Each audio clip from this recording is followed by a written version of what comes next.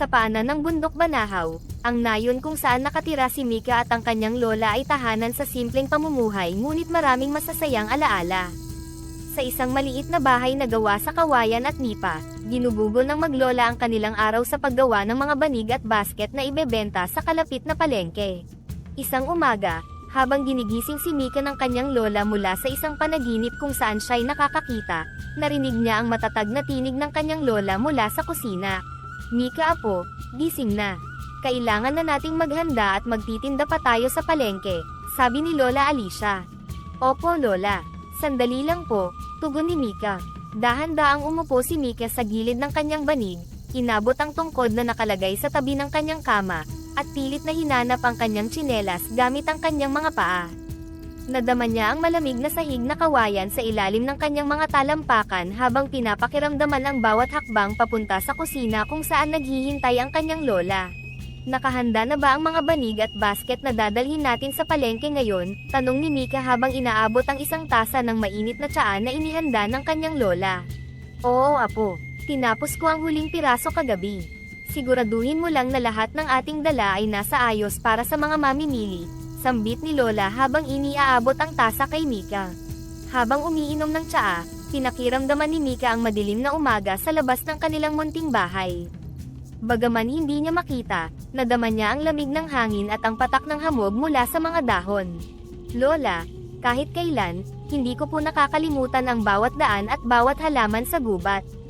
Parang nakikita ko sila sa isip ko," pagbabahagi ni Mika. Ang kanyang boses ay mayroong pagtataka at kagalakan. "Alam ko apo, at kahit na hindi mo nakikita ang mundo, nakikita mo ito sa paraang hindi kayang unawain ng iba. Iyon ang iyong tunay na regalo," tugon ni Lola Alicia, ang kanyang boses ay halo ng paghanga at pagmamalaki. Napangiti si Mika, na puno ng pasasalamat sa mga salitang iyon. Alam niya na sa kabila ng kanyang kapansanan, ang kanyang puso at isipan ay sapat na upang gabayan siya sa buhay. Habang tinatapos nila ang kanilang agahan, inihanda nila ang kanilang mga sarili para sa isa na namang araw ng pakikibaka at pag-asa, handang harapin ang hamon ng araw na may lakas ng loob at determinasyon. Pagkatapos ng agahan, sinimulan ni Mika at ni Lola Alicia ang paghahanda para sa kanilang pagtungo sa palengke. Maingat na binalot ng Lola ang mga banig at basket sa isang malaking tela upang protektahan ito mula sa alikabok at hamog. Bawat piraso ay produkto ng kanilang pagsisikap at pagmamahal sa sining ng paghabi, kaya mahalaga ang maayos na paghahanda. "Mika, tulungan mo ako dito. Siguraduhin nating hindi masisira ang ating mga dala," utos ni Lola Alicia habang maingat na inaayos ang mga paninda sa kanilang kariton. "Opo Lola, dahan-dahan lang po tayo," tugon ni Mika, na gamit ang kanyang tungkod upang balansehin ang sarili habang inilalagay ang bawat item sa kariton. Ang bawat pagkakalagay ay may kasamang paghimas upang matiyak na nasa maayos na kondisyon ang mga ito. Habang naglalakad patungo sa palengke, dama ni Mika ang kilalang-kilala na daan, ang mga bato at mga ugat ng puno na bahagi ng kanyang pang-araw-araw na ruta. Bagaman hindi niya nakikita, bawat hakbang ay tiyak dahil sa memoryado na niya ang landas. "Mika, alam mo ba, tuwing dadaan tayo rito, naaalala ko noong bata ka pa. Lagi kang nagtatanong tungkol sa mga ibon at mga puno, kahit hindi mo sila nakikita," pagbabalik tanaw ng Lola, na may ngiti sa kanyang labi.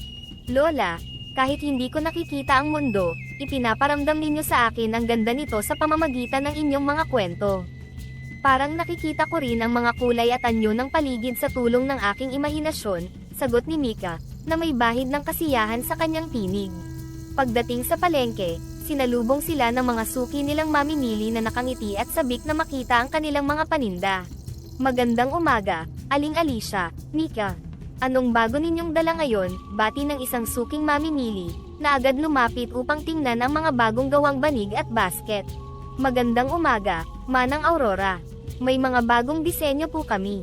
Tingnan niyo po itong banig, bagay na bagay sa inyong sala," masiglang tugon ni Lola Alicia, habang ipinapakita ang isang makulay na banig. Habang abala ang lola sa pagbebenta, pinagmasdan ni Mika ang paligid. Narinig niya ang halakhak ng mga tao, ang tawaran sa mga presyo, at ang masiglang palitan ng kwento sa pagitan ng mga tindero at mamimili. "Lola, kahit hindi ko nakikita, nararamdaman ko ang sigla ng palengke. Parang ang bawat tao dito ay may sariling kwento na naghihintay na may kwento, sambit ni Mika, na puno ng paghanga sa kanyang paligid. Tama ka, Apo. Bawat isa dito ay bahagi ng ating araw-araw na buhay. At sa bawat araw, may bagong pag-asa at pagkakataon na dala ang umaga, sabi ng Lola, at ipinatong ang kanyang kamay sa balikat ni Mika bilang tanda ng pagmamahal at suporta. Sa araw na iyon, at sa marami pang araw na darating, patuloy na magiging ilaw si Mika sa kanilang nayon, isang simbolo ng pag-asa at inspirasyon, na nagpapakita na sa kabila ng kadiliman, may liwanag na naghihintay na matuklasan ng bawat isa. Isang umaga, habang lumiliwanag pa lamang ang silangan, naglakad si Mika patungo sa gubat na kanyang kinagisnan. Bitbit ang kanyang tungkod at isang malaking basket, sinimulan niyang maghanap ng mga sanga at dahon na gagamitin sa paggawa ng banig at basket. Habang abala sa pagpili ng mga pinakamagagandang dahon, isang kakaibang huni ng ibon ang kanyang narinig. Sa kanyang paglingon upang hanapin ang pinanggalingan ng tunog, hindi sinasadyang nabitawan niya ang kanyang tungkod. Dala ng kanyang pagkamausisa, sumunod siya sa tunog, iniwan ang tungkod, at dahan-daang naglakad patungo sa mas malalim na bahagi ng gubat. Siguro ito yung bihirang ibong sinasabi ni Lola, isip ni Mika, habang pinipilit niyang sundan ang mga huni. Sa kanyang konsentrasyon sa pagdinig, hindi niya namalayan na unti-unti na siyang nalalayo sa kanyang pamilyar na landas. Nang humina ang tunog ng ibon at mag-isa na lang siyang nakatayo sa gitna ng masukal na bahagi ng gubat, saka lamang niya napagtanto na wala na sa kanyang tabi ang kanyang tungkod. Nako, nasaan na ba ako? Paano ako makakabalik? Tanong ni Mika sa sarili, ang kanyang boses ay nanginginig sa takot. Sa kanyang pagtatangkang bumalik sa landas na kanyang dinaanan, lalo lamang siyang naligaw.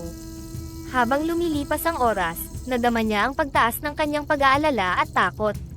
Ang mga tunog ng gubat na dati-rati nakapagbibigay sa kanya ng ginhawa at kaligtasan, ngayon ay nagdudulot na ng kaba at pangamba. Lola, sana po nandito kayo, bulong niya, ang kanyang mga matay lumuluhan na hindi makita ang kagandahan ng umaga. Habang paikot-ikot at wala sa sarili, biglang may malambot na bagay ang humawak sa kanyang paa. Sa pag-aakalang ito'y isang hayop, bigla siyang napasigaw. Sino po yan?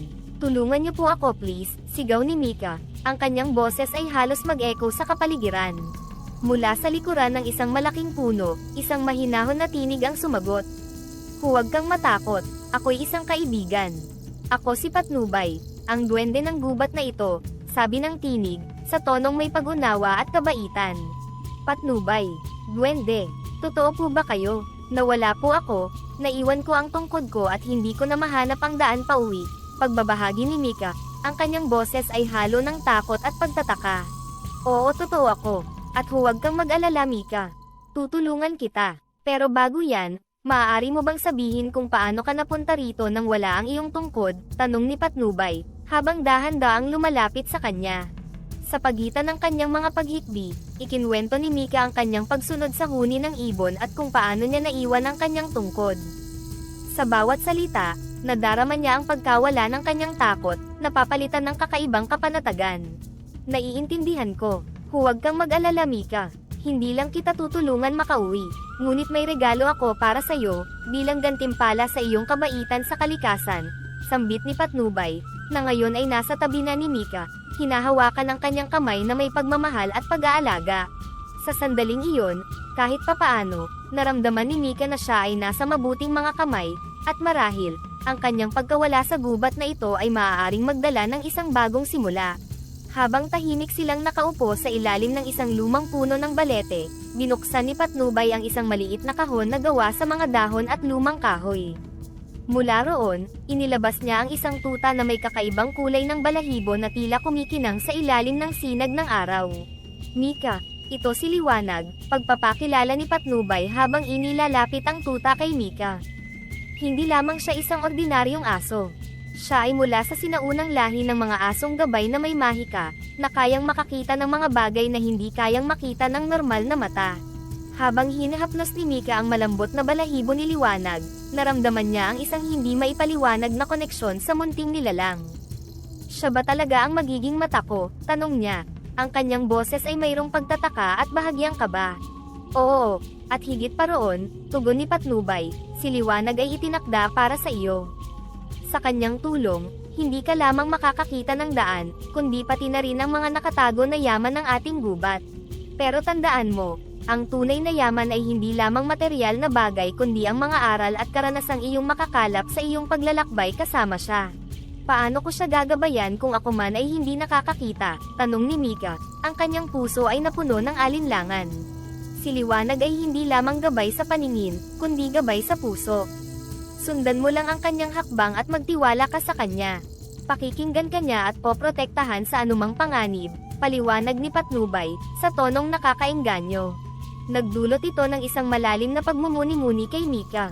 Naramdaman niya ang bigat ng responsibilidad, ngunit kasabay nito ay ang isang kislap ng pananabik.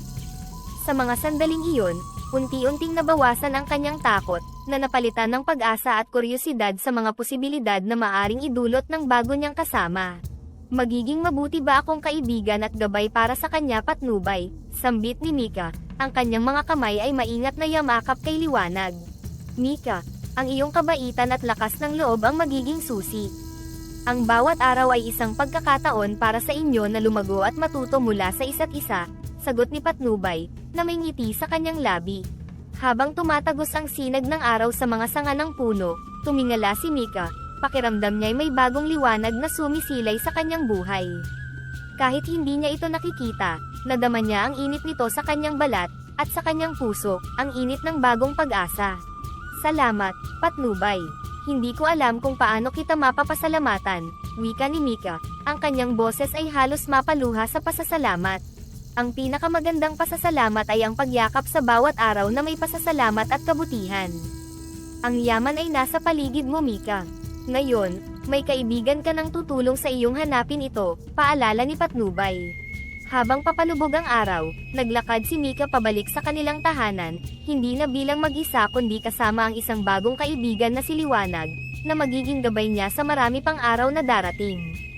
Sa bawat hakbang, nadama niya ang isang bagong kabanata ng kanyang buhay na unti-unting nagbubukas, puno ng mga pangako at misteryo, sa tabi ng kanyang tapat na gabay na si Liwanag. Mula sa unang sikat ng araw, nagtungo na sina Mika at Liwanag sa masukal na gubat, kung saan ang mga dahon at sanga ay sagana. Ang bawat hakbang ni Mika, kahit puno ng pag-aalinlangan, ay nagiging mas tiyak at matatag sa gabay ni Liwanag. Liwanag, hanapin natin yung pinakamatitibay na sanga, at yung mga dahon na malalapad para sa mga banig, utos ni Mika habang dahan-daang tinatahak ang landas na kabisado na niya. Tumugon si Liwanag sa pamamagitan ng masiglang pagtaas ng buntot at pagnguso sa direksyon ng mga sanga. Tuwing may mahanap siyang angkop na materyal, ipipihit niya ang kanyang ulo pabalik kay Mika, na para bang hinihikayat siya na sundan. Ay, mukhang maganda nga ito. Salamat, Liwanag, sabi ni Mika. Ang kanyang mga daliri ay maingat na sinusuri ang texture at katatagan ng mga sanga na pinili ni Liwanag. Sa pagitan ng kanilang pagpili at pag-aaral ng mga materyales, nadarama ni Mika ang paglalim ng kanilang koneksyon. Sa paglipas ng mga araw, natuto ni Mika na magtiwala ng lubos kay Liwanag. Hindi lamang sa paghahanap ng mga materyales kundi pati na rin sa paglalakad sa mas delikadong bahagi ng gubat. Ang dati-rati kanyang kinatatakutan ay unti-unting napalitan ng isang kakaibang sigla sa tulong ng kanyang bagong kaibigan. Liwanag, pakiramdam ko'y nakakakita ako pagkasama ka. Alam mo ba yon? Pagbabahagi ni Mika habang sila'y nagpapahinga sa lilim ng isang malaking puno, ang mga sanga at dahon ay maayos nang nakalapag sa tabi nila. Arf-arf, tahol ni Liwanag, tila sumasang-ayon, habang mahigpit na nakadantay ang ulo sa hita ni Mika. Habang nakaupo doon, hinayaan ni Mika na lumipad ang kanyang isipan. Sana makita rin ito ni Lola, kung paano tayo nagtutulungan. Sigurado ako matutuwa yun, sambit niya. Ang isang bahid ng ngiti ay gumuhit sa kanyang labi. Nang sila'y nakabalik sa bahay na may dalang sapat na mga dahon at sanga para sa ilang araw na paggawa, sinalubong sila ni Lola Alicia na may tuwa sa kanyang mga mata. Nako, tingnan mo ang dami ng nadala ninyo. Liwanag, maraming salamat ha, sabi ni Lola Alicia, habang hinahaplos ang ulo ni Liwanag. Mika, mukhang magaling kang mag-alaga at magturo kay Liwanag. Maganda ang inyong pagtutulungan. Lola, si Liwanag po ang nagtuturo sa akin. Siya po ang nagpapakita sa akin ng daan, at parang nakikita ko na rin po. Tugon ni Mika, ang kanyang mga mata ay kumikislap sa ilalim ng mababang liwanag ng dapit hapon. Habang inaayos nila ang mga materyales para sa paggawa ng mga banig at basket kinabukasan, ramdam ni Mika ang bago at mas malalim na pag-unawa sa mundo, isang mundo na hindi lamang umiikot sa kanyang kapansanan, kundi sa mga posibilidad na dala ng pagtitiwala at pagkakaibigan. Kasama si Liwanag, natagpuan niya ang isang bagong paraan upang makita at mahalin ang gubat na matagal na niyang tahanan.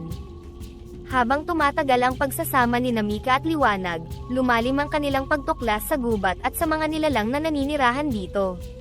Hindi lamang si Patnubay ang duwende sa malawak na kagubatan na ito, marami pa silang kauri na may iba't ibang kapangyarihan at papel sa kalikasan.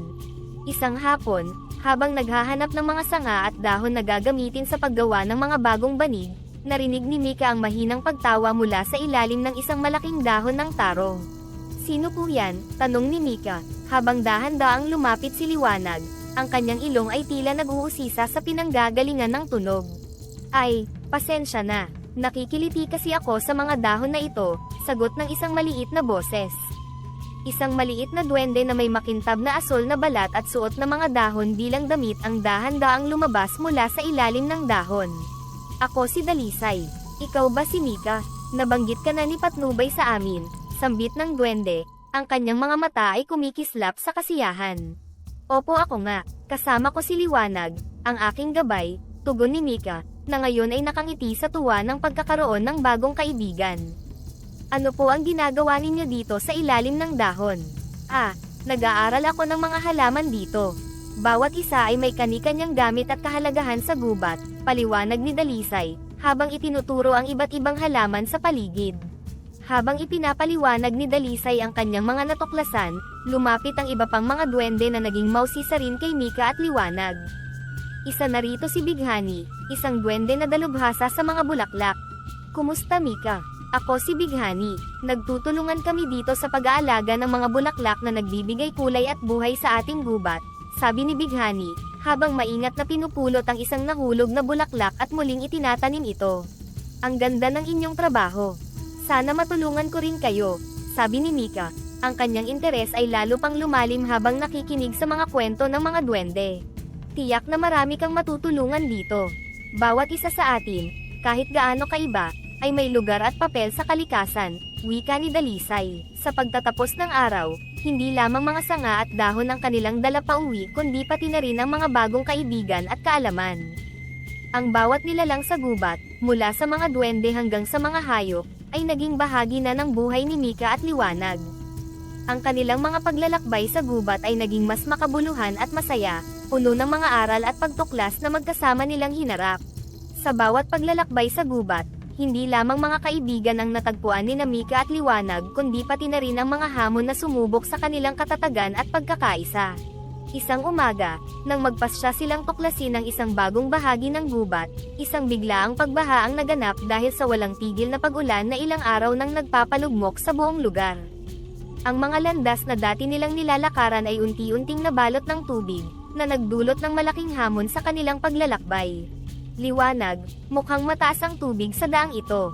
Dapat siguro tayong maghanap ng ibang landas," sabi ni Mika. Ang kanyang boses ay may bahid ng pag-aalala habang hinahaplos ang basang balahibo ni Liwanag.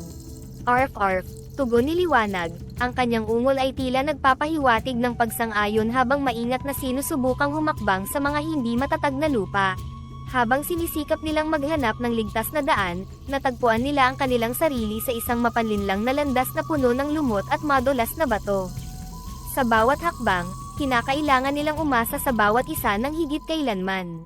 "Liwanag, dahan-dahan lang. Mahirap makita ang landas at ayokong madulas ka," paalala ni Mika, habang mahigpit na hawak ang tali ni Liwanag. Sa gitna ng kanilang pagtahak, isang malakas na agos ng tubig ang biglang sumulpot mula sa itaas ng landas, na nagdulot ng takot kay Mika. "Liwanag, huwag kang bumitaw. Dito ka lang sa tabi ko," sigaw ni Mika. Ang kanyang mga kamay ay nanginginig sa takot habang mahigpit na hawak ang tali. "Arf, arf," tahol ni Liwanag, na bagamat nababahala rin, ay nanatiling kalmado at nakatutok sa paggabay kay Mika, na tila sinisikap na magbigay ng katiyakan sa kanya sa gitna ng kaguluhan. Matapos ang ilang oras ng pakikipagsapalaran, nakahanap sila ng mas ligtas na landas at nagpasyang magpahinga sa tabi ng isang malaking puno. "Liwanag, salamat ha. Hindi ko alam kung ano ang gagawin ko kung wala ka, sabi ni Mika, ang kanyang tinig ay puno ng pasasalamat.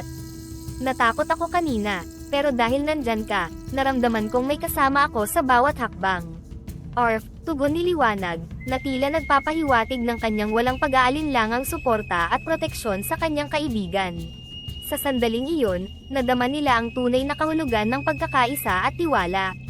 Bagaman ang mga hamon sa gubat ay tunay na mapanghamon, ang kanilang samahan at determinasyon ay nagbigay daan upang malampasan nila ang mga ito. Ang bawat pagsubok ay hindi lamang isang balakid, kundi isang pagkakataon upang patunayan ang lakas ng kanilang pagkakaibigan, at ang kahalagahan ng pagtutulungan sa gitna ng kahirapan. Isang hapon, pagkatapos ng kanilang matagumpay na pagtawid sa mga hamon ng landas, nagpatuloy sina Mika at Liwanag sa kanilang paglalakbay. Habang naglalakad, tila may napansin si Liwanag sa isang siksik at madilim na bahagi ng gubat. Sa hindi maipaliwanag na dahilan, bigla itong tumigil at tumahol ng mahina, saka mabilis na tumakbo patungo sa isang masukal na lugar. Liwanag, saan ka pupunta? Hintayin mo ako, sigaw ni Mika. Ang kanyang boses ay may bahid ng pag-aalala. Nang walang pag-aatubili, sinundan niya si Liwanag, ang kanyang mga kamay ay mahigpit na hawak ang tali ng aso. Sa wakas, narating nila ang isang lumang puno, kung saan may isang malaking butas sa paanan nito. Dito, itinuro ni Liwanag ang isang bagay na natatabunan ng mga dahon. Ano yan, Liwanag? Tanong ni Mika. Lumuhad siya at nagsimulang alisin ang mga dahon. Sa kanyang paghahawi, unti-unting lumitaw ang isang lumang kahon na yari sa kahoy at bakal. Sa tulong ni Liwanag, binuksan niya ang kahon at natuklasan ang laman nito, mga antigo na barya at mga alahas na kumikinang kahit sa kaunting sinag ng araw na tumatagos sa mga dahon. Liwanag, tingnan mo ito. Ang daming barya at alahas. Pero, bakit ito nandito? Sabi ni Mika. Ang kanyang mga daliri ay dahan-daang hinahaplos ang mga sinaunang bagay, nadarama ang bawat detalye at gilid. Orf, tugon ni Liwanag, na para bang ipinapahiwatig na ito ay kanilang mahalagang tuklas. Habang hinahaplos ni Mika ang mga kayamanan, hindi niya mapigilan na magtaka kung kanino ito noon at kung paano ito napunta roon. Liwanag, siguro may mahalagang kwento sa likod ng mga ito. Baka may nagmamay-ari itong matagal na naghahanap sa kanila, o baka bahagi ito ng kasaysayan ng ating gubat. Pagmumuni-muni ni Mika, ang kanyang isipan ay puno ng mga tanong at kuryosidad.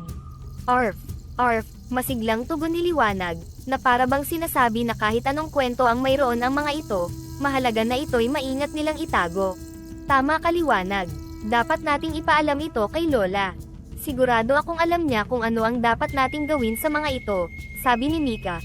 Ang kanyang tinig ay puno ng respeto at pagtitiwala sa karunungan ng kanyang lola. Dala ang kahon ng mga yaman, bumalik sila sa kanilang tahanan, ang kanilang mga puso ay puno ng pag-asa at pagtataka. Ang kanilang pagtuklas sa araw na iyon ay hindi lamang nagbigay sa kanila ng mga material na bagay, kundi pati na rin ng isang karanasang magpapalawak pa lalo ng kanilang pag-unawa sa mundo at sa mga misteryo nito. Nang makabalik sina Mika at Liwanag sa kanilang tahanan, dala ang lumang kahon na puno ng mga antigo na barya at alahas, sinalubong sila ng kanilang lola na may halong pagtataka at pagkamangha sa kanyang mukha. Ano yang daladala niyo, Mika? Tanong ni Lola Alicia, ang kanyang mata ay agad na nakatutok sa lumang kahon. Lola, may nakita po kami ni Liwanag sa gubat.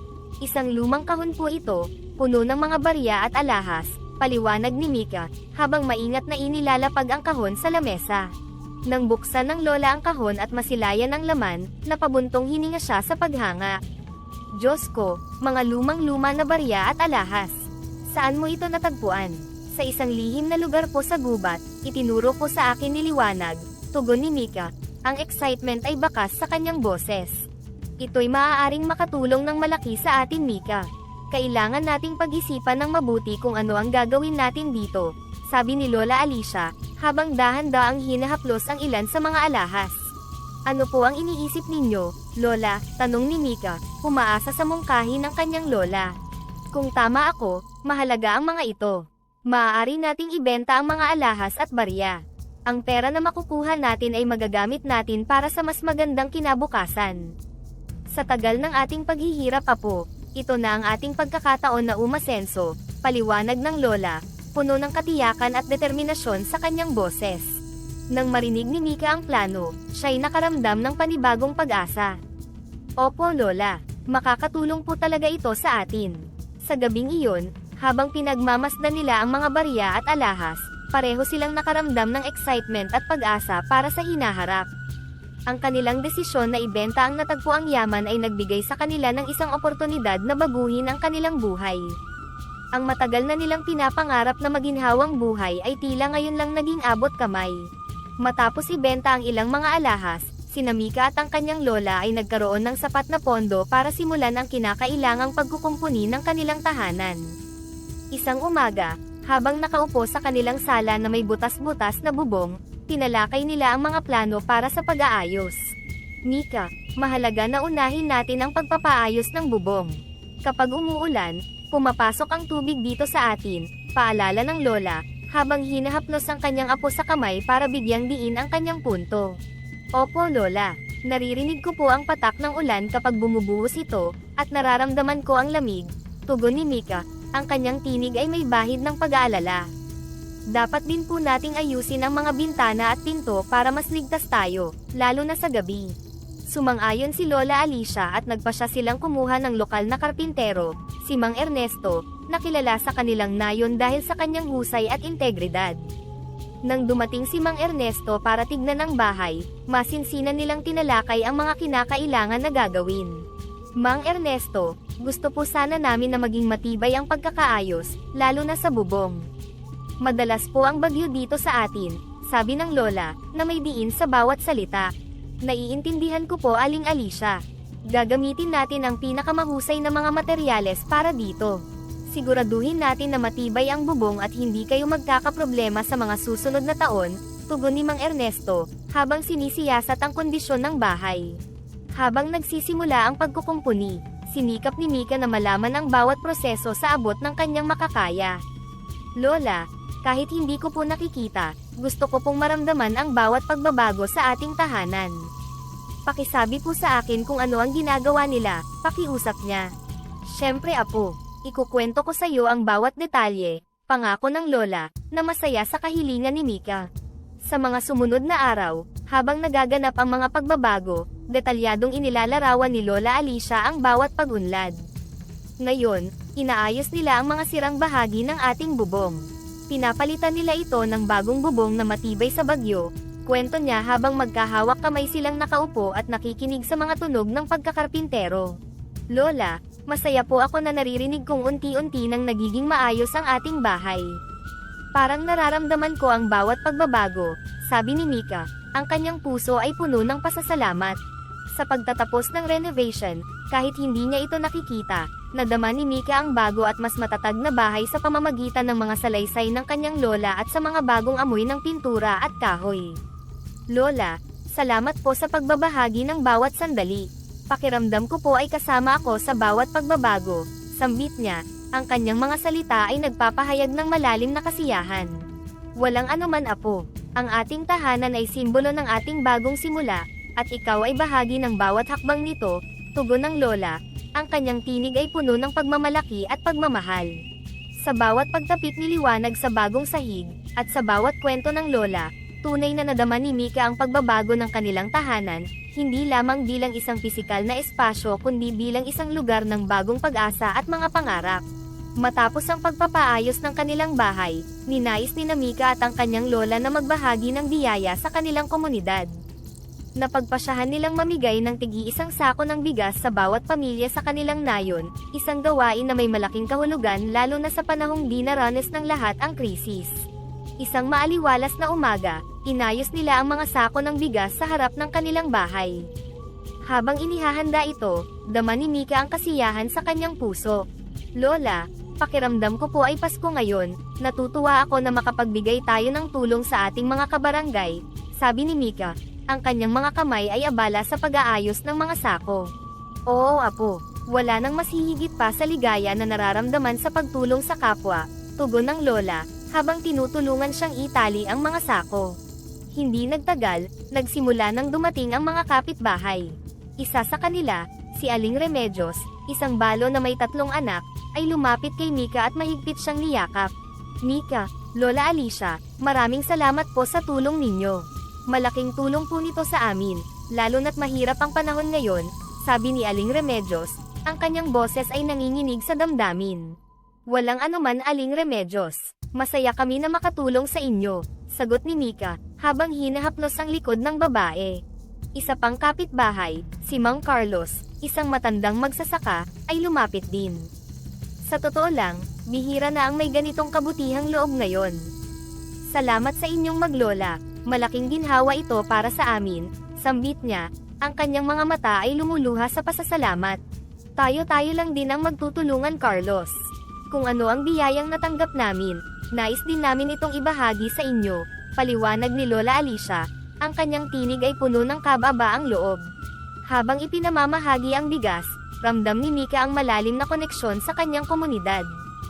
Bawat pasasalamat na natanggap nila ay nagpapalakas sa kanyang paniniwala na ang tunay na kahulugan ng yaman ay nasa pagbabahagi nito. Sa pagtatapos ng araw, nang maubos na ang mga sako ng bigas, nagtipon ng ilan sa kanilang mga kapitbahay sa harap ng bahay ni Mika para magpasalamat. Ang simple nilang kilos ng kabutihan ay lumikha ng isang alon ng pag-asa at pagkakaisa sa kanilang nayon. Lola, parang mas magaan po ang pakiramdam ko. Parang nakakita po ako ng liwanag sa gitna ng dilim, bulong ni Mika sa kanyang lola habang nakikinig sa masasayang usapan ng kanilang mga kapitbahay. Ganyan talaga ang epekto ng pagtulong, apo. Hindi lamang nito binabago ang buhay ng iba, binabago rin nito ang ating sarili, sagot ni Lola Alicia, habang pinapahid ang isang luha ng kagalakan. Sa kabanatang ito ng kanilang buhay, hindi lamang nila naipakita ang halaga ng pagtulong, kundi pati na rin ang lakas ng isang komunidad na magkakasama sa panahon ng krisis. Ang kabutihang ipinakita ni Mika at Lola Alicia sa kanyang komunidad ay hindi nagtagal at lumikha ng malalim na epekto. Isang hapon, habang siya at ang kanyang lola ay nakaupo sa kanilang bagong ayos na tahanan, dumating ang kapitan ng barangay kasama ang ilang mga kagawad. Dala nila ang isang certificate ng pagkilala para kay Mika, bilang pasasalamat sa kanyang kabayanihan at kabutihang loob. Mika, dinala namin ang munting pagkilala mula sa ating barangay. Ikaw ay naging inspirasyon sa marami sa atin dito sa nayon.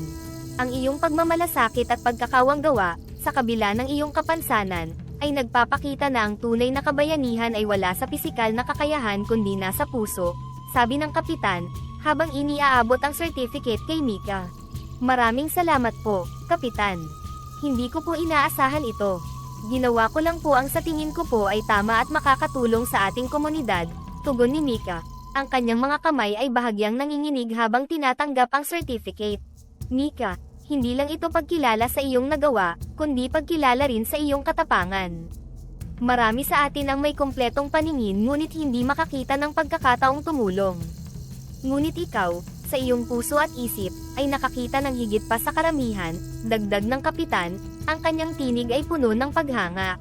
Lola, pakiramdam ko po, kahit papaano, nagawa kong ipakita na hindi hadlang ang kapansanan sa pagtulong sa iba, sabi ni Mika sa kanyang lola, habang mahigpit na hawak ang kamay nito. Oo apo, ikaw ay tunay na liwanag dito sa ating nayon. Hindi lamang sa mga kapitbahay natin kundi pati na rin sa akin.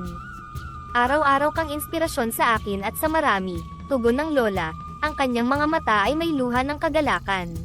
Ang seremonya ay dinaluhan din ng marami sa kanilang mga kapitbahay, na isa-isa ring nagpahayag ng kanilang pasasalamat kay Mika. Mika, mula nang ikaw ay tumulong sa amin, mas naging magaan ang aming buhay. Salamat sa iyong kabutihan, mas marami sa amin ang na-inspire na tumulong din, sabi ni Aling Remedios, na isa sa mga nakatanggap ng tulong mula kay Mika. Nang matapos ang pagtitipon, naiwan si Mika na puno ng kasiyahan ang damdamin.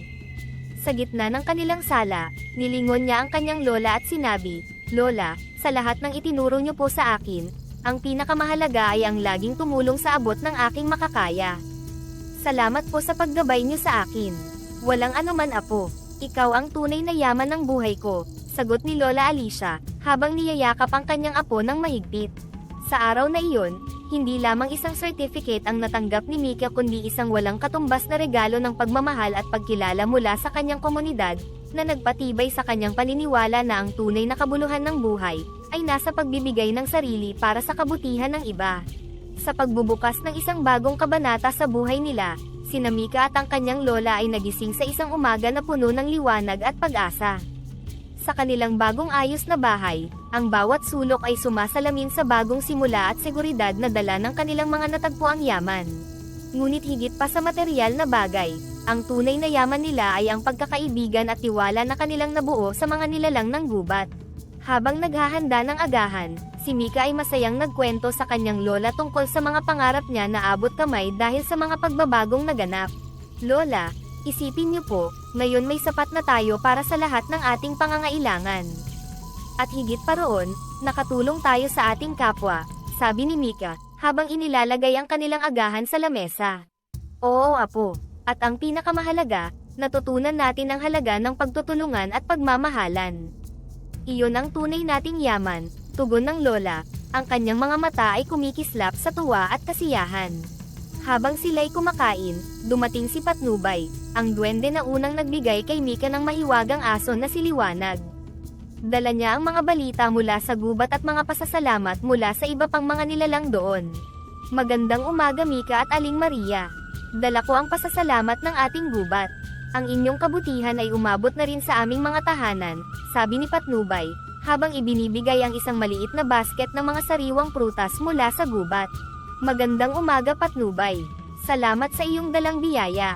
Masayang tugon ni Mika. Mika, dahil sa iyong kabutihan, marami sa amin sa gubat ang nagkakaisa na rin na tumulong sa iba.